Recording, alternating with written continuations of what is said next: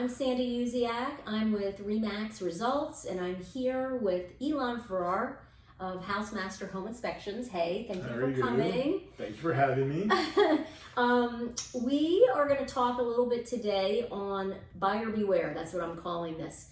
And what I mean by that is as buyers begin looking for homes, with the spring season coming, and even now, it's always a great time to buy a home, but as you start to look for a house, there are some things that we should look for, right? Absolutely. That are the most important things that should be functioning and working properly, and that could potentially cause problems. So let's talk a little bit about what a buyer should look for. So some of these I'm going to start off with seem small, but in my opinion, if the seller's not taking care of the small items, then they're probably not taking care of the big items. So small things to look for would be like a high loop for the discharge line with dishwasher. You want it so that when the dishwasher discharge line comes from the dishwasher into the kitchen sink cabinet, that it runs up to the top of the kitchen sink and then comes back down before entering the waste line for the sink. This will prevent the wastewater from backfilling into your dishwasher and getting all over the dishes you've just had cleaned. Okay. Yum. yeah, that can be pretty gross. All right. Downspouts are another important one. You want to make sure that the downspouts are not just discharging at the base of the home onto the soil. You want the water to be carried at least 6 feet away from the home. This will prevent excess moisture from settling around the foundation of the home, potentially leading to internal water damage from the outside, which a lot of insurance companies don't cover. Okay. Oh, that's good to know. Yeah. All right. And then what else do we have? The other one, this is also another simple one, but malfunctioning drain stoppers on bathroom sinks, and that can be for a variety of reasons. Some of the worst ones are when the pivot nut is over tightened for the pivot rod that allows the drain stopper to come up and down. If that is cracked or not installed correctly, then water is leaking out every time you use the sink. And if you have a bunch of stuff in your sink, like most people do, you're not going to see all this water collecting down there, and it's affecting the base of the vanity, which then could lead to a mold issue inside the home, which would cause respiratory issues. Okay. So water and more water. Yep. So those are the worst things. Water. Yeah. Unfortunately, that is true. Yeah. Vegetation in contact with the home is another big one. You don't want tree branches touching the side of the house or the roof of the home, bushes. You want to make sure that there's good soil to siding clearance, so that there's a gap of about 8 to 12 inches, depending around the perimeter of the home. This way, you're not allowing insects and moisture to intrude in the home. Okay. Vegetation in contact with the home will allow insects and moisture to just migrate right into the home. So what about like when, how people mulch around the house? How should that be graded?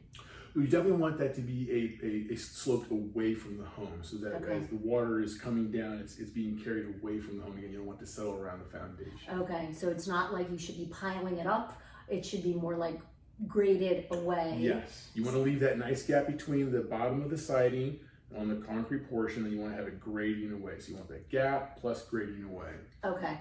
All right. And then the last part is deferred maintenance. That is the absolutely biggest thing. All the major systems in the home, whether it's the roof, the heating and cooling, the water heater, all those things require regular annual maintenance. And if you don't do that regular annual maintenance, that's when the house will start to fall apart and not be as safe as it could be for you and your family. So, for example, if you're in a house that's 20 years old and you've been there 20 years, you bought it when it was new, your roof is going to start to be aging. Yep, It could be 25-year shingles.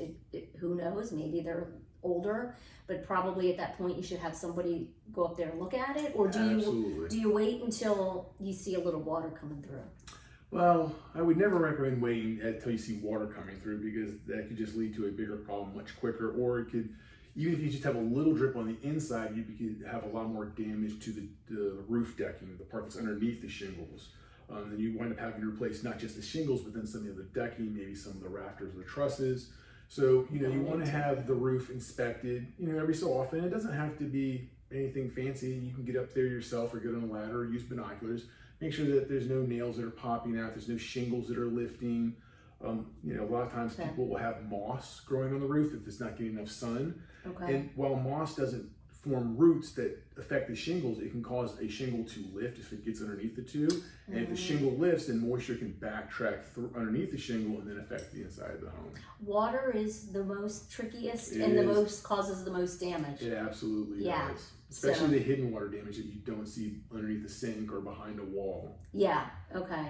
So all those little things we should be keeping up with, and as well as when you are looking, as you go through your home buying process, to be aware of those things and take a look at those things. And actually hire a home inspector that will look for those things for you. Absolutely, absolutely. All right, shameless plug. Absolutely. All right, it's Sandy Uziak, Remax Results with Ilan Ferrar of Housemaster Home Inspections. Have a great day.